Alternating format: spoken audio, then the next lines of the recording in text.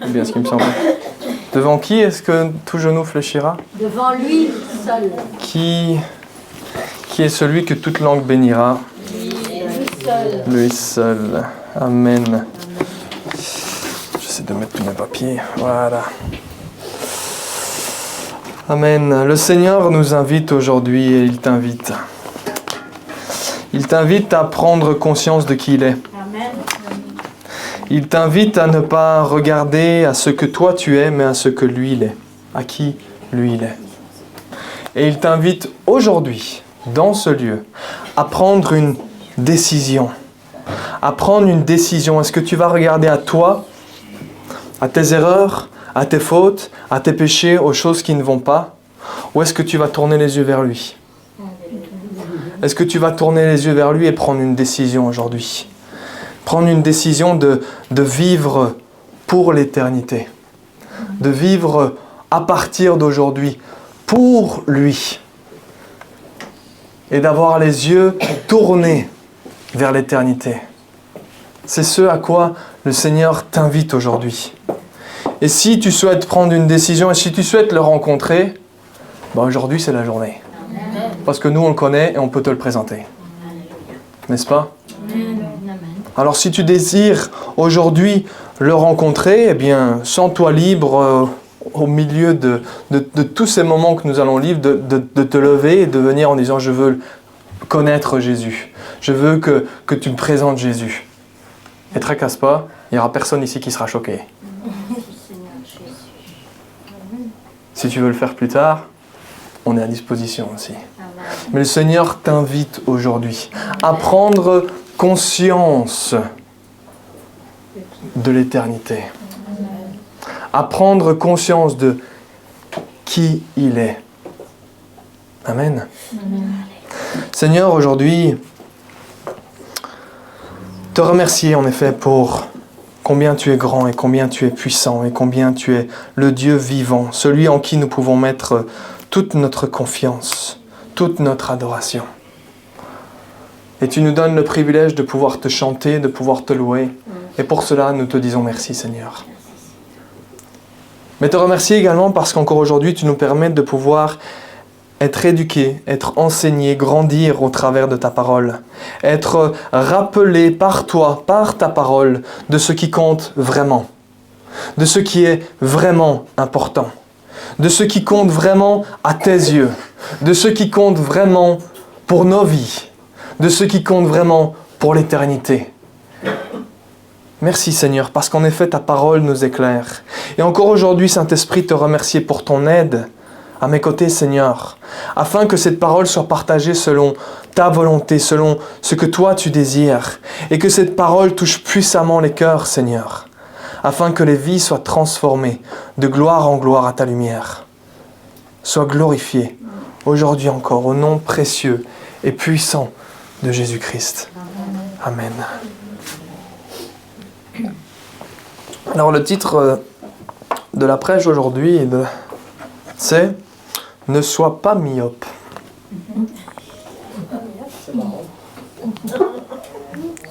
Ça me fait rire. Je savais qu'il y en avait que ça allait faire rire. Vous êtes bon public. Hein?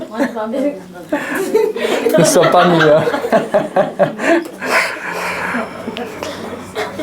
Ne sois pas myope. Pas que le Seigneur va nous donner des lunettes spéciales, mais en effet, il va nous éclairer d'une certaine manière, afin que nous voyons... Vous savez ce que c'est quelqu'un qui est myope? Yes. Quelqu'un qui ne voit pas dans le... Quelqu'un qui ne voit pas dans le... Non, de loin. Vous savez ce que ça veut dire, myope? Oui, quelqu'un qui ne voit pas de loin. Quelqu'un qui ne voit pas de loin. Il voit bien que ce qui est près. Et il ne voit pas bien de loin. Alors aujourd'hui... Ne soyons pas myopes. Nous avons lu ensemble, jeudi soir, durant la réunion de prière, nous avons lu ensemble Hébreux chapitre 11. Pour ceux qui étaient présents, vous vous en souvenez? Oui, nous avons lu en long et en large assez rapidement, hein, parce que c'est la réunion de prière, donc nous devons avancer, mais nous avons lu assez rapidement cet épître aux Hébreux, le chapitre 11. Et nous avons lu ensemble cette liste de personnages bibliques qui se trouvent dans l'Ancien Testament, cette liste d'hommes et de femmes qui ont placé leur confiance en Dieu. C'est pour cela que vous voyez cette liste où systématiquement il est marqué « par la foi ». Par la foi Abel, par la foi Noé, par la foi Abraham, par la foi Isaac, par la foi Jacob, par la foi Moïse, etc., etc., etc. Et il nous dit également, je dois passer sur tous les personnages qui suivent après, Gédéon, Josué, etc. Tellement il y en a, mais la particularité qu'ils avaient, c'est par la foi. Ils ont placé leur confiance en Dieu. Ce sont ces personnages-là dont nous avons lu l'histoire et dont nous pouvons lire l'histoire de manière plus précise dans l'Ancien Testament. Mais ce qui les a démarqués, c'est leur foi. Et ce qui est particulièrement intéressant, ce sur quoi nous allons insister aujourd'hui, et ce sur quoi nous allons nous arrêter aujourd'hui, et ce dont nous allons parler aujourd'hui, c'est l'explication que l'auteur de l'Épître aux Hébreux et que le Seigneur va nous donner au travers de cette Épître aux Hébreux concernant 2 points bien spécifiques, 2 points qui vont démarquer bien spécifiquement ces personnages dont nous pouvons lire les histoires. Alors nous prenons ensemble Hébreux chapitre 11 donc, et au verset 13. Nous avons donc lu cette liste qui nous dit par la foi Abraham, par la foi Noé, par la foi Isaac, par la foi Moïse, etc., etc. Et voilà comment il nous décrit, ou il nous explique en tout cas, le comportement et la prise de conscience de ces personnages, de ces personnes. Il nous dit, c'est dans la foi qu'ils sont tous morts, sans avoir reçu les biens promis. Mais ils les ont vus et salués de loin, et ils ont reconnu qu'ils étaient étrangers et voyageurs sur la terre. Ceux qui parlent ainsi montrent qu'ils cherchent une patrie. S'ils avaient eu la nostalgie de celle qu'ils avaient quittée, ils auraient eu le temps d'y retourner. Mais en réalité, ils désirent une meilleure patrie, c'est-à-dire la patrie céleste. C'est pourquoi Dieu n'a pas honte d'être appelé leur Dieu, car il leur a préparé une cité. Les 2 points marquants que nous voyons concernant ces personnes dont on nous raconte les histoires, c'est premièrement qu'ils n'ont pas reçu les biens promis, mais que ces biens promis, ils les ont salués de loin. Ils les ont vus de loin et ils les ont salués de loin. Ils ont vu ces biens promis qui devaient arriver. Ils ont vu ce qui devait arriver. Ils en ont eu en tout cas une certaine notion des promesses que Dieu faisait pour l'avenir. Et puis le deuxième point, c'est qu'ils ont reconnu qu'ils étaient étrangers et voyageurs sur la terre. Vous voyez, ils avaient une particularité, c'est qu'ils n'étaient pas myopes.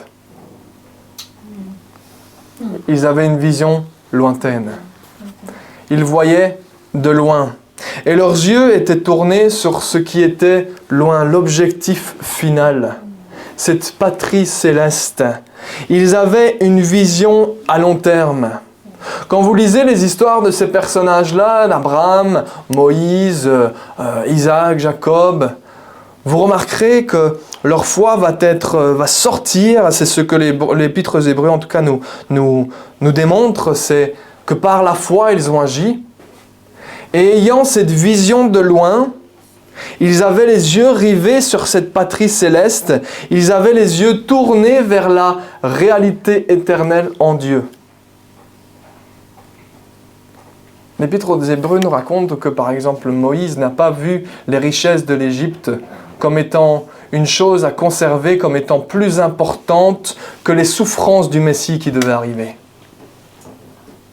Vous voyez, plutôt que de se concentrer sur les richesses de l'Égypte, sur ce qu'il pouvait avoir dans le temps présent, dans l'instant T, dans le moment, dans ce moment même, dans sa vie, ce qu'il pouvait obtenir, il a trouvé plus important de tourner ses yeux vers les souffrances du Messie qui était devant, sur les promesses qui devaient arriver. Amen. C'est ce que vous lisez quand vous lisez l'histoire de Moïse.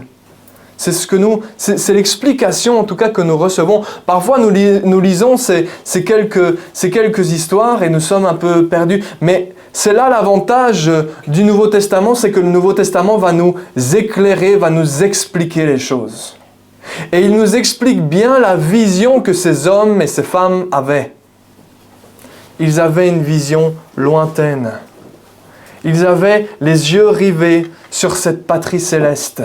Pour eux, la patrie dans laquelle ils se trouvaient, la nation dans laquelle ils se trouvaient, le confort dans lequel ils pouvaient se trouver, les biens qu'ils pouvaient avoir étaient bien moins importants que cette patrie céleste, que cette vision éternelle.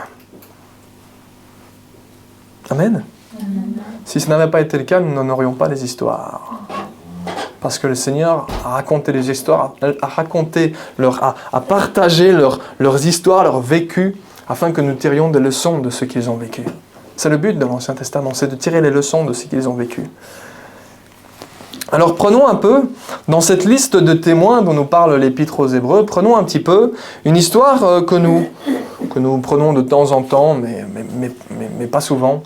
C'est l'exemple de Noé. Il est un des exemples cités dans cette liste et il correspond très bien à ce que nous pouvons vivre aujourd'hui. Est-ce que certains connaissent l'histoire de Noé? Ou certains ne la connaissent pas peut-être? Tu ne connais pas l'histoire de Noé? Voilà l'explication qu'Hébreux 11, verset 7 nous donne. Comme on l'a dit tout à l'heure, c'est par la foi. Il démarre en disant c'est par la foi. C'est par la foi que Noé, averti des événements que l'on ne voyait pas encore et rempli d'une crainte respectueuse, a construit une arche pour sauver sa famille. C'est par elle, par cette arche, qu'il a condamné le monde et est devenu héritier de la justice qui s'obtient par la foi. Il est devenu héritier de la justice. Comment est-ce qu'elle s'obtient, la justice de Dieu? Par la foi. Si vous voulez lire l'histoire de Noé un peu plus en profondeur, vous pouvez prendre Genèse chapitre 6 et 7 et vous pourrez lire la manière dont Dieu lui parle, la manière d'agir de Noé. Mais c'est en tout cas ce que la Bible nous dit en Genèse 6, c'est que Noé avait trouvé grâce aux yeux de Dieu. Pourquoi?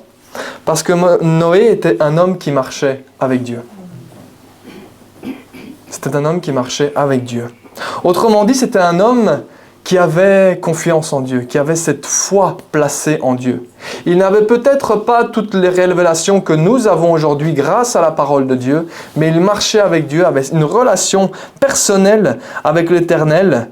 Et il avait, c'est ce que Hébreux 11, 13, ce que nous venons de lire juste avant, nous dit, il avait lui aussi, au travers de cette relation avec Dieu, qu'il avait, au travers du fait qu'il marchait avec Dieu, eh bien il avait lui aussi cette conscience d'une réalité éternelle et le besoin de Dieu de venir le sauver.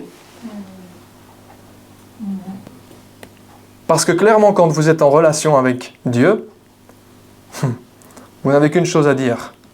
J'ai besoin de toi. Quand on se trouve, on l'a chanté, hein, il est le Dieu tout-puissant, il est le Dieu souverain, le créateur du ciel et de la terre. Lorsque nous sommes en relation avec cet être tout-puissant, nous ne pouvons dire qu'une chose. J'ai besoin de toi. Pour tout ce qui m'arrive, pour tout ce que je fais. J'ai besoin de toi quand je me lève le matin pour respirer. Parce qu'il est celui qui me donne le souffle de vie. J'ai besoin de toi pour telle et telle situation.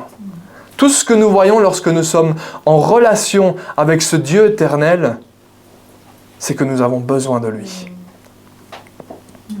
Mais également besoin de lui pour être sauvés, parce qu'en comparaison à lui, nous voyons notre propre impureté. Et en voyant notre propre impureté, qu'est-ce que nous voyons? Qu'est-ce que nous nous disons? J'ai besoin de toi pour être sauvé. Et il n'y a que toi qui amène une parfaite justice. Donc cette patrie terrestre actuelle est bien loin de ta justice, est bien loin de ce que ta justice manifeste. Il doit y avoir une patrie où là tu règnes pleinement, et cette patrie céleste, j'ai besoin d'être sauvé par toi pour en faire partie. J'ai besoin de toi. Vous voyez, dans sa relation avec Dieu, il avait une conscience, cette conscience d'une réalité éternelle et le besoin de venir, le besoin que Dieu vienne le sauver d'une manière ou d'une autre.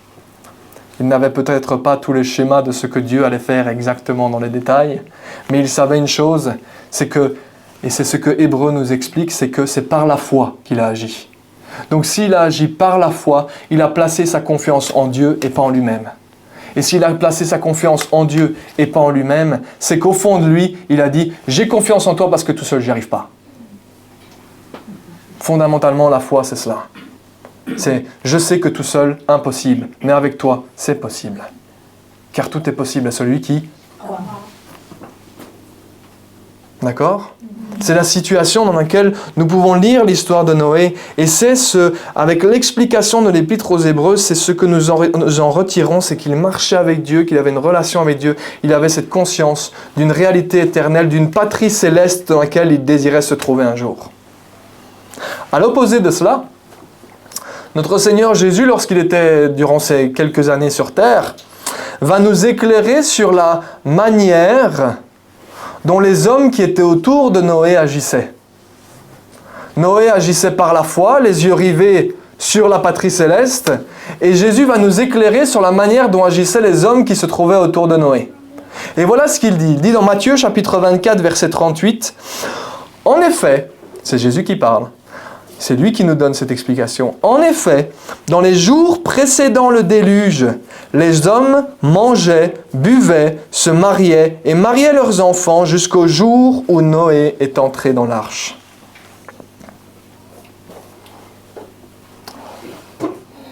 Noé, lui, se focalisait sur sa patrie céleste.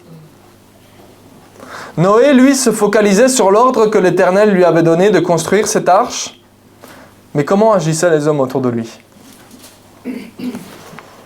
Ils mangeaient, ils buvaient, ils se mariaient leurs enfants. Est-ce que vous voyez un problème au fait de manger, boire et de se marier? Chacun d'entre nous, est-ce que ce n'est pas de cette manière-là que nous pouvons vivre? Est-ce que c'est cela que le Seigneur Jésus essaie de mettre en avant? C'est le fait que c'est pas bien, il ne faut pas manger, il ne faut pas boire. Si tu ne manges pas, tu ne bois pas, tu ne vas pas tenir 3 jours. Ou 4-5 jours, allez. Allez. Donc est-ce que c'est ça qu'il est en train de nous dire? Il ne faut pas manger, il ne faut pas boire, il ne faut pas se marier. Non. C'est pas ça. Vous êtes d'accord dans le fond parce que je ne vous entends pas. Est-ce que c'est ça? Bien sûr que non. C'est pas sur cela que le Seigneur Jésus donne des explications. Il n'est pas en train de dire c'est interdit de manger et boire. Nous savons que notre corps a besoin de manger et de boire pour survivre. Et nous savons que Dieu est celui qui a mis en place le mariage. Donc ce n'est pas du tout cela qu'il est en train de nous expliquer. À l'opposé de Noé, le problème, c'est que ces hommes avaient, contrairement à lui qui avait une vue à long terme, une vue lointaine sur l'éternité et sur cette patrie céleste, eux avaient ils se focalisaient sur cette vue à court terme. Ils se focalisaient sur cela. Ils ne voyaient que le moment présent et surtout, c'est sur cela qu'il attire notre attention, sur le fait de profiter du moment présent. Qu'il n'y a rien d'autre qui compte que le moment présent. Il attire notre attention sur le fait qu'ils regardaient et profitaient du moment présent et leur attention n'était même pas attirée par ce que Noé était en train de faire.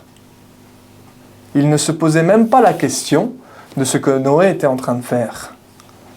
Pour eux, c'est l'autre fou là-bas qui fait n'importe quoi.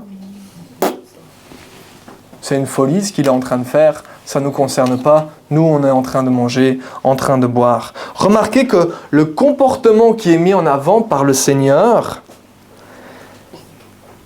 c'est que, alors que Noé se préparait, parce que rappelez-vous, Noé était un homme qui marchait avec Dieu, en relation avec Dieu, et Dieu l'avait averti du jugement qui était à venir. Et Dieu lui avait dit, construis cette arche, parce que c'est au travers de cette arche que tu te sauveras, toi et ta famille. C'est au travers de cette arche que tu seras sauvé, toi et ta famille. La différence, et ce sur quoi le Seigneur attire notre attention, c'est le fait que eux, par contre, portaient peu d'attention à cela. Noé portait son attention sur Dieu, sur l'aspect éternel, sur le besoin de salut de la part de Dieu, et il avait reçu une instruction de la part de Dieu, mais eux portaient leur attention sur le moment présent, sans vraiment s'occuper et se poser la question de « Tiens, Y a-t-il une patrie céleste? Pourquoi Noé est-il en train de faire ça? Vous voyez, il y a certaines interprétations, et c'est un point important, il y a certaines interprétations concernant ce texte qui nous disent que les hommes se moquaient de Noé. Et ça, c'est une histoire qu'on raconte aux enfants quand on leur raconte l'histoire de Noé. Et pourtant, à aucun endroit dans la Bible, il est marqué que les gens se moquaient de Noé. Je vous casse le mythe des personnes qui regardaient Noé et qui rigolaient de lui. Nulle part dans la parole de Dieu, il est écrit ça. Vous voyez, parfois, on va faire des histoires d'une histoire qui se trouve dans la Bible et on va l'embellir. Et on va lui faire dire des choses qu'elle ne dit pas. Et souvent, l'interprétation, c'est « Oui, ils se moquaient de Noé, et Noé allait leur prêcher en disant « Mais le jugement est à venir, dépêchez-vous » Et eux, ils se moquaient de lui. Absolument pas. C'est pas du tout ce qui est noté. C'est pas du tout ce qui est écrit. Ce qui est écrit, c'est que Dieu avait une relation, plutôt Noé avait une relation avec Dieu, et que Dieu lui a donné une instruction. Et que Noé a exactement suivi cette instruction. Il a construit l'arche. Une arche en bois. Il a construit cette arche. Et les autres, eux, c'est ce que le Seigneur Jésus nous dit, eux, qu'est-ce qu'ils faisaient? Ils vivaient de leur côté, ils mangeaient, ils buvaient, ils n'apportaient pas d'attention à ce qui était en train de se passer. Ils n'avaient pas une vision lointaine, ils n'apportaient pas d'attention à ce qui était en train de se passer. Ils prêtaient trop d'attention à leur vie actuelle que pour se soucier des choses qui étaient à venir. Alors l'apôtre Pierre, et c'est là où une petite explication, dans le 2e épître de l'apôtre Pierre, il en parlera comme étant un prédicateur de la justice. Il parlera de Noé en disant « Noé, ce prédicateur de la justice ». Mais comment est-ce que Noé était un prédicateur de la justice? Eh bien justement, le principe, c'est pas de dire qu'il allait dans les villages annoncer que le jugement était à venir. La manière dont il prêchait la justice à venir, la manière dont plutôt le mot juste est « il proclamait la justice à venir », c'est en construisant cette arche. C'est en insistant sur cette arche. L'arche en elle-même était un témoignage à la vue des hommes qui étaient autour de lui, du jugement qui était à venir. C'est pas Noé qui s'amusait, c'est en tout cas pas ce que la parole de Dieu nous dit, c'est pas Noé qui s'amusait à aller prêcher dans les villages alentours. C'est à chaque clou qu'il mettait dans ces morceaux de bois en les mettant ensemble, il proclamait la justice de Dieu qui arrivait. Lorsqu'il a obéi à l'ordre que l'Éternel lui a donné de dire « Construis cette arche afin de te sauver toi et ta famille », à chaque morceau de bois qu'il rajoutait à cette arche en la clouant au reste de la structure, lorsqu'il insistait sur ces clous qui étaient dans cette arche, en plantant ces clous dans ces morceaux de bois, il insistait auprès de tous ceux qui l'entouraient du jugement qui était à venir, du fait que Dieu est un Dieu juste, et il proclamait de cette manière la justice de Dieu. À chaque clou qu'il mettait dans cette arche, il insistait sur le fait que la justice de Dieu arrivait bientôt. Pourquoi est-ce que je vous raconte ça? Pourquoi est-ce qu'on insiste sur ce point-là? Parce que ce que Noé a fait était une figure pour nous. Ce que Noé a fait, le type de proclamation qu'il a fait, non pas en le criant sur tous les toits, mais en insistant sur ce bois qui devait être mis ensemble, en insistant sur ces clous qui devaient rentrer et monter cette arche, en insistant sur la construction et l'édification de ce morceau de bois, il annonçait la justice. Eh bien, c'était une figure pour nous. Est-ce que vous voyez où je veux en venir? C'était une image. Rappelons-nous que Christ est au centre de toutes les histoires qui se trouvent dans la parole de Dieu. Vous voulez connaître le centre de la parole de Dieu? Regardez Christ. Vous vous souvenez quand Christ a pris du temps avec les disciples sur le chemin d'Emmaüs? Et qu'il a pris du temps avec eux pour leur montrer à tous où ils se trouvaient dans la parole. Eh bien, ce que nous voyons avec Noé, c'était une figure. Une figure des choses à venir. Une figure des choses à venir, ça veut dire c'est une image dans l'Ancien Testament pour expliquer ce qui devait arriver plus tard. Qu'est-ce que Noé a fait? Il insistait sur la construction, il insistait sur ce morceau de bois, sur les clous qui ont fondé ce morceau de bois pour le sauver. C'est exactement la même chose pour nous. Vous voyez le rapport avec le morceau de bois? Lorsque nous insistons sur les clous qui ont transpercé les mains et les pieds de notre Seigneur, nous proclamons la justice de Dieu manifestée au travers de Jésus-Christ. Nous proclamons haut et fort un moyen d'être sauvés. Nous proclamons haut et fort que cette patrie céleste existe et que Jésus est venu pour nous y amener. Nous proclamons haut et fort ce moyen par lequel nous sommes sauvés. Cette justice, nous la proclamons en insistant sur cette croix. En insistant sur les clous qui ont percé les mains de notre Seigneur et les pieds de notre Seigneur. Nous insistons sur cette justice, nous proclamons cette justice que Dieu a manifestée au travers de Jésus-Christ.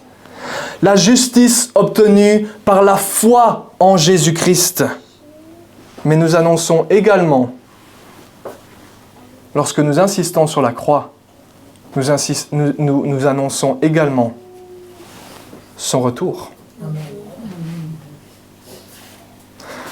Vous voyez, de la même manière que ce bois a sauvé Noé et sa famille, de la même manière, cette croix, l'acte accompli sur cette croix, nous sauve, nous et notre famille. Vous voyez la figure qui était à venir. Clairement, c'était annonciateur de ce que Christ allait faire, du salut.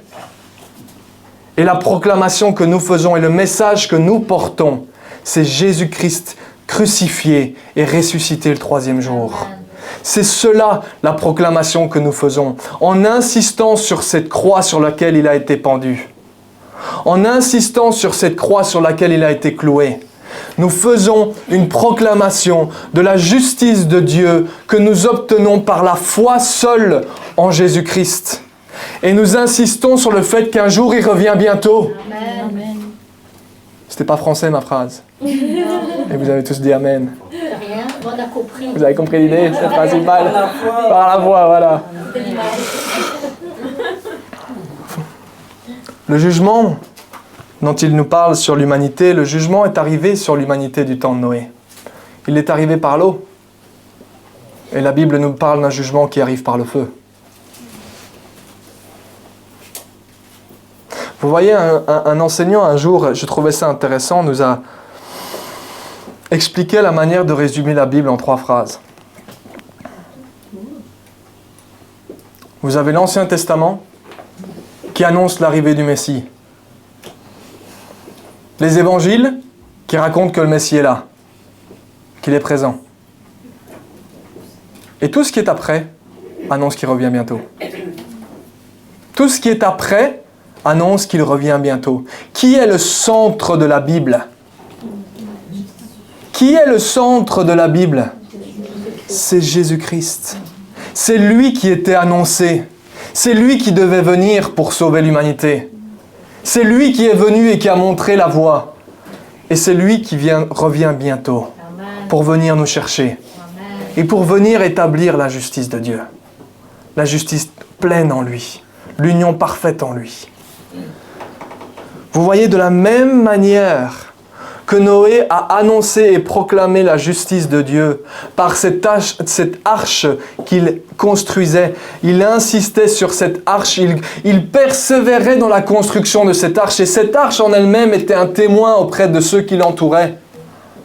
De la même manière, lorsque nous insistons sur cette croix est un symbole pour tous ceux qui nous entourent. Et lorsque nous insistons sur ce que Jésus-Christ a fait sur cette croix, nous proclamons la justice de Dieu auprès de ceux qui nous entourent. La justice obtenue par la foi en Jésus-Christ. Mais voyez ce que Jésus montre. Il dit, tout autant si vous voyez un peu les dimensions de cette arche, c'était pas un petit bateau. Hein. Il en a mis un paquet d'animaux dans cette arche. Hein. Je ne me souviens pas des distances exactes, mais il en a mis un paquet de couples d'animaux dans cette arche.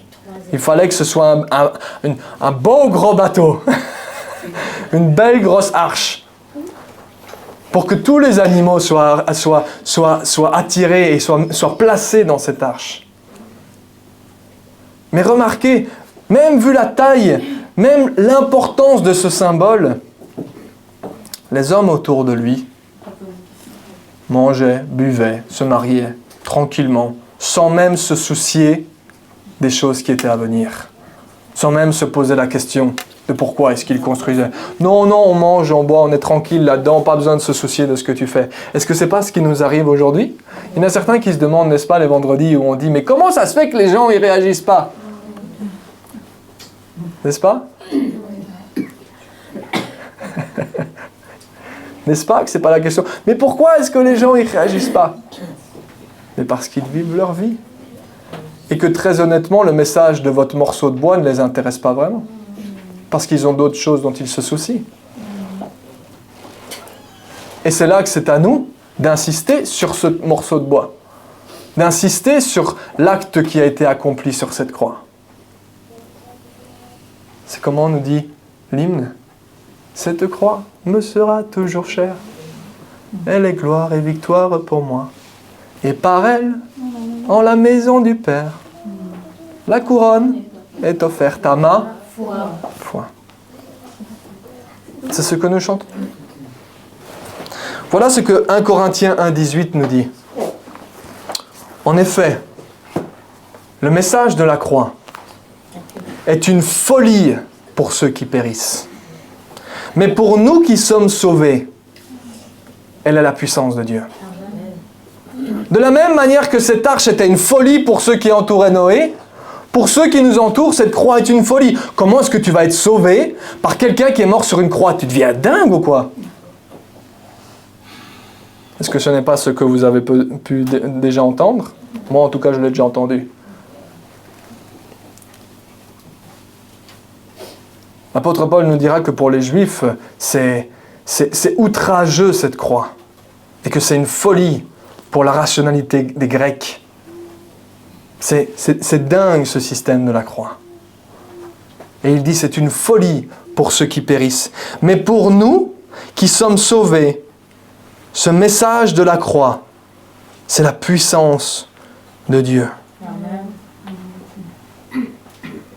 Ceux qui périssent, pour eux, la proclamation de ce morceau de bois, de cette croix, ou en tout cas, pas la croix en elle-même, d'accord, c'est pas, il n'y a pas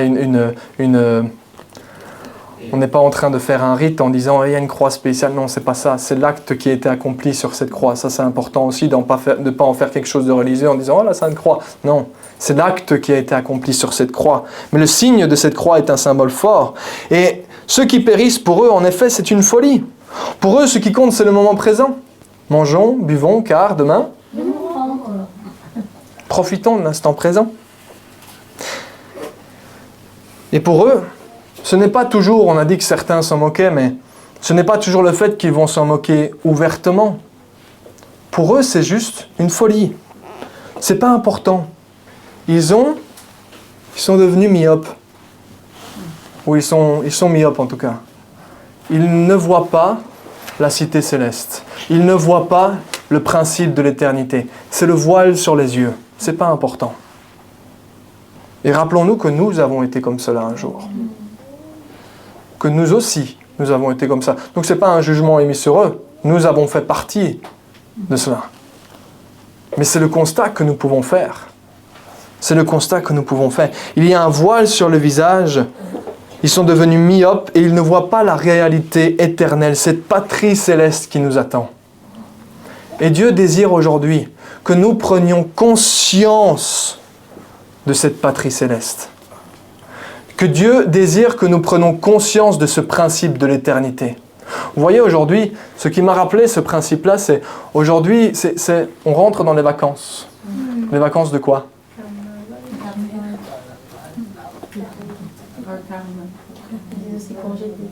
Ouais, ça c'est la nouvelle mode. Mais à la base, ça s'appelle les congés de carnaval. Qu'est-ce qu'on fait dans un carnaval?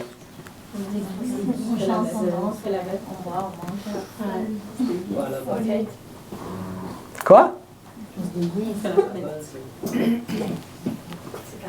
On s'amuse, on boit, on mange, on fait tout et n'importe quoi. On entend toute la journée, j'en passe, hein, je ne vais pas rentrer dans les détails parce qu'il y a aussi des arriérés sombres derrière cela, des croyances sombres. On nous parle de notre foi en disant mais vous êtes fous, et puis quand on voit leur superstition, on dit mais c'est vos trucs qui sont bizarres là aussi. Et tout ce qu'on entend toute la journée, c'est n'est-ce pas? Ici, on est devant, donc on les entend.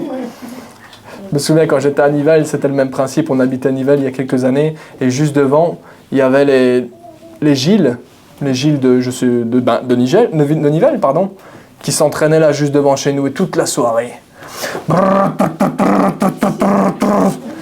Et qu'est-ce qu'ils faisaient? Ils buvaient pour tenir toute la soirée et tenir toute la journée. Tout ça pourquoi et dans quel but? S'amuser. Profiter du moment présent. C'est la saison dans laquelle nous rentrons, hein, fin février. C'est là que tous les différents carnavals commencent. C'est juste que j'ai été voir la liste, il y en a une liste mais complètement dingue. Au mois de février, au mois de mars, au mois d'avril, au mois de mai, dans toute la région, on ne s'arrête pas. Et le carnaval est célébré. On profite de ce moment-ci. Pourquoi? Dans quel but? On s'amuse. On s'amuse parce qu'on a envie de s'amuser. C'est pas à cela que le Seigneur nous appelle, nous enfants de Dieu, parce que l'apôtre Pierre nous rappelle dans son premier épître, il dit « Bien-aimés, je vous encourage, en tant que résidents temporaires et étrangers sur la terre. » Si nous prenons conscience de cette notion, que nous sommes étrangers sur cette terre, que nous sommes des résidents temporaires sur cette terre. Nous avons parlé vendredi passé, durant la réunion de partage, des influences. De ne pas être influencé par les choses du monde. Vous vous souvenez de cette discussion? Eh bien, je suis persuadé qu'une des clés, et je dis bien une des clés, je n'ai pas dit la clé, mais une des clés principales pour ne pas se laisser influencer par les choses qui sont ici temporaires, ça a été dit tout à l'heure, les choses qui sont ici, elles sont temporaires, elles vont passer. N'est-ce pas? Tout ce qui nous entoure un jour passera. C'est ce que notre Seigneur nous dit. Les choses vont passer. Et une des clés pour ne pas se laisser influencer sur cette terre, c'est justement la prise de conscience de la notion de l'éternité. De cette notion du fait que nous sommes appelés à l'éternité et que cette terre n'est pas notre patrie, mais que nous avons une patrie céleste remplie de témoins qui nous attend.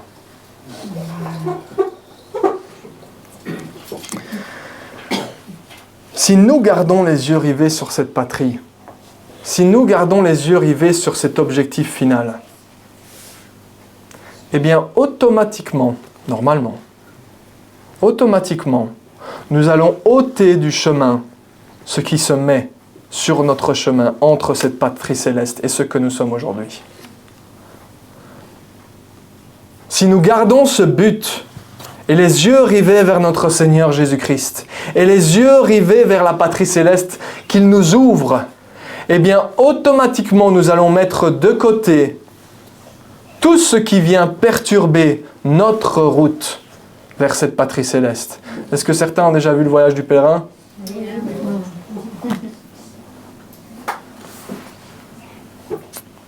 Les influences vont essayer de nous faire dévier de cette route. Mais ce que le Seigneur désire pour chacun d'entre nous, c'est que nous prenions conscience, comme Noé l'a fait, comme Isaac l'a fait, comme Abraham l'a fait, comme Moïse l'a fait, de cette patrie céleste qui nous attend. de cette cité céleste à laquelle nous appartenons réellement en Jésus-Christ. Non pas de cette patrie terrestre, mais de cette patrie céleste.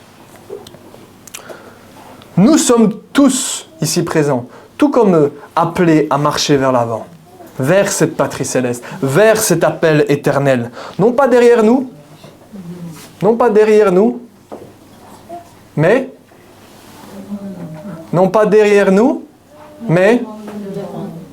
devant nous. Oui, mais Thomas, il y a une différence quand même avec eux. Tu me parles d'Abraham, Isaac, Jacob, Moïse, etc. Il y a une différence quand même avec eux. C'est que pour nous, la croix, elle est derrière nous. Pour eux, elle était devant eux, dans le temps. Mais pour nous, la croix, elle est derrière nous. Eh bien, dans les 2 points qu'on a soulignés tout à l'heure, on a parlé, vous vous souvenez du premier point? Ils avaient des biens promis dans lesquels ils n'étaient pas encore. Vous vous souvenez de ces 2 points-là? Oui ou non? Ils n'ont pas reçu les biens promis, mais ils les ont salués de loin.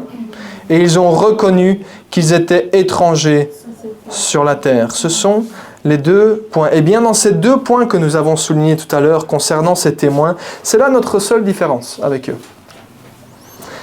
C'est qu'eux n'avaient pas encore reçu les biens promis. Mais nous avons reçu les biens promis. Nous avons reçu la promesse. Cette promesse, elle s'est accomplie au travers du sacrifice de Jésus-Christ sur la croix. La promesse, nous marchons dans cette promesse de la même manière que nous marchons dans la victoire parce que nous sommes en Jésus-Christ. Et nous marchons dans sa promesse. Et nous marchons dans sa victoire. Et nous marchons dans sa vie. Donc, de la manière, eux ont vu les promesses de loin du Messie qui devait arriver, nous savons qu'il est arrivé, qu'il est venu pour nous sauver. Et nous marchons en lui, dans ce qu'il a promis, dans la victoire qu'il a promis. Nous marchons dans sa vie éternelle. Cette vie éternelle qu'il nous a donnée. Parce que l'accomplissement des promesses qui avaient été données dans l'Ancien Testament se trouve en Jésus-Christ crucifié et ressuscité le 3e jour. Mais là où par contre nous les rejoignons, et là où nous sommes appelés à les rejoindre surtout, c'est justement dans le 2e point, dans la recherche de cette patrie céleste, dans la vision de cette patrie céleste. Et bien que la croix se trouve derrière nous dans le temps, parce que techniquement dans le temps, chronologiquement, elle se trouve derrière nous, eh bien c'est la croix, l'acte accompli sur la croix qui ouvre les portes de la patrie céleste. C'est l'accomplissement sur la croix, la mort de Jésus-Christ sur la croix, qui mourant sur ce morceau de bois, c'est lui qui a ouvert les portes de notre vraie patrie. C'est lui qui en fait le chemin. C'est lui qui en est le chemin. Il dit « Je suis le chemin, la vérité et la vie ». C'est lui qui, par cet accomplissement sur la croix, a ouvert la porte, les portes dont nous avons parlé tout à l'heure, de cette patrie céleste. Alors on dit « La croix est derrière nous ». Mais oui, bien sûr, parce que nous marchons dans la promesse de la croix. Mais en fait, la croix se trouve devant nous. Elle se trouve devant nous. Parce que c'est sur la croix, sur le chemin de la croix, dans les promesses de l'acte accompli sur la croix, que nous marchons. C'est elle qui crée ce chemin. C'est Jésus-Christ sur cette croix qui crée le chemin. Et c'est elle qui ouvre la porte de la patrie céleste. Donc c'est le monde derrière moi et la croix devant moi. De la même manière qu'ils l'ont vécu. Ils ont vu cette patrie céleste au loin. Ils ont vu que leur appartenance n'était pas sur cette patrie terrestre, mais que leur appartenance était dans cette patrie céleste. Mais c'est la croix qui ouvre la porte de cette patrie céleste. Donc la croix se trouve bien devant nous. Et c'est pour cela que la parole de Dieu nous encourage de tourner les regards vers l'avant. et de garder les yeux fixés sur cette croix, de garder les yeux fixés sur ces portes de cette cité céleste qui nous sont ouvertes grâce à cette croix, grâce au sang qui a coulé sur cette croix. Amen. Pour chacun d'entre nous, cette notion d'autorité, cette notion d'être étranger sur cette terre, si dans toutes les influences auxquelles nous pouvons être confrontés, nous nous souvenions à ce moment-là que nous faisons partie d'une cité céleste et que nous sommes sur le chemin de cette patrie céleste qui est l'objectif final, l'union parfaite avec Dieu, eh bien les influences, on va commencer à les dégager parce qu'on va dire c'est ça que je veux. C'est une des clés pour ne pas se laisser influencer. Alors un point important à noter pour chacun d'entre nous, parce que depuis tout à l'heure, je parle de cette éternité qui se trouve dans cette patrie céleste, mais à savoir que, comme je l'ai dit juste avant, cette croix, elle nous ouvre le chemin et elle nous permet de marcher en Christ. Ce qui veut dire que chacun d'entre nous qui avons accueilli Jésus dans notre vie, à chacun d'entre nous à qui que l'Esprit a touché et qui sommes nés de nouveau, eh bien nous marchons déjà dans cette vie éternelle. Car Dieu a tant aimé le monde qu'il a donné son Fils unique, afin que quiconque croit ne périsse pas, mais qu'il ait la vie éternelle. Il n'a pas dit qu'il aura la vie éternelle, il a dit qu'il est. Au moment où Christ rentre dans ta vie, tu as la vie éternelle. Et la subtilité, c'est que nous ne sommes que de ce côté-ci de l'éternité. Et lorsque notre corps s'arrêtera, nous serons de l'autre côté de l'éternité. Mais l'éternité commence le jour où Christ rentre dans notre vie. C'est lui qui nous donne la vie. C'est lui qui nous donne l'éternité. Par la foi en lui, nous obtenons la vie éternelle. Et cette éternité, nous sommes dedans. La patrie céleste, c'est l'objectif final sur lequel nous avons besoin de garder nos yeux rivés, sur notre Seigneur qui se trouve dans cette patrie céleste. Mais à nous, de ce côté-ci de l'éternité, de démontrer la réalité de l'éternité dans ce que nous vivons. Que nous sommes des êtres éternels qui allons vivre comme nous vivons dans cette patrie céleste. Et c'est ce sur quoi le Seigneur désire que nous gardions nos regards, sur cette patrie céleste, sur cet objectif final, sur notre Seigneur, parce qu'il est le centre de cette patrie céleste, bien entendu. C'est lui qui est le centre de toute chose. Alors aujourd'hui, le Seigneur nous invite, ne sois pas myope, prends conscience de cette éternité, prends une décision aujourd'hui vis-à-vis de cette éternité, prends une position, et dis-lui, parle-lui parce qu'il t'entend, Seigneur, Jésus, je veux vivre l'éternité avec toi. Et j'ai besoin de toi pour cela. Alors entre dans ma vie. Aide-moi à marcher sur le chemin de l'éternité avec toi. Parce que l'objectif final, c'est que je veux être avec toi pour l'éternité. Le Seigneur écoute nos cœurs. Et il écoute nos paroles aussi. Mais il nous invite aujourd'hui à prendre cette position. Il nous invite à répondre à son invitation. Et à pouvoir dire, tourne tes yeux vers moi, arrête de regarder à toi, mais tourne tes yeux vers moi et comprends que tu es un être éternel. Est-ce que tu veux marcher sur le chemin avec moi ou pas? Si oui, dis-lui. Si oui, dis-lui. Oui, je veux marcher avec toi. Oui, je veux vivre dans cette patrie céleste avec toi pour l'éternité. Je clôturerai avec les paroles de l'apôtre Paul qui écrira aux Philippiens et qui dira ces propos suivants que nous lisons ensemble.